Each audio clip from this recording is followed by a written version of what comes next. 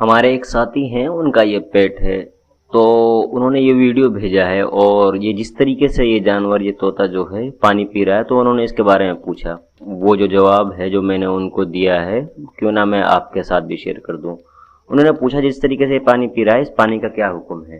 دیکھو، حنفی فقہ کے مطابق اگر طوطا یا کوئی دوسرا پرندہ پالتو ہے اور اس کا پانی پینا عادتاً ناپاک نہیں سمجھا جاتا، یعنی وہ حرام گوشت نہیں کھاتا اور نجاست نہیں کھاتا، تو اس کا جھوٹا پانی پاک ہے، لہذا اس برتن سے وضو یا غسل بھی جائز ہے، البتہ مکروہ تنزیہ ہے، یعنی بہتر نہیں سمجھا جاتا۔ خلاصہ اس کا یہی ہے، اگر طوطا یا پالتو ہے اور صاف چیزیں کھاتا ہے، اس کا جھوٹا پانی پاک ہے، لیکن بہتر یہ ہے کہ انسان اس برتن کو دھو کر استعمال کرے۔ اگر طوطا گندگی یا حرام چیزیں کھاتا ہے تو اس کا جھوٹا پانی ناپاک ہے۔ اسی طرح اور پرندوں کا حکم ہے۔ اللہ تعالی ہم سب کو صفائی اور طہارت کا خیال رکھنے کی توفیق عطا فرمائے، آمین۔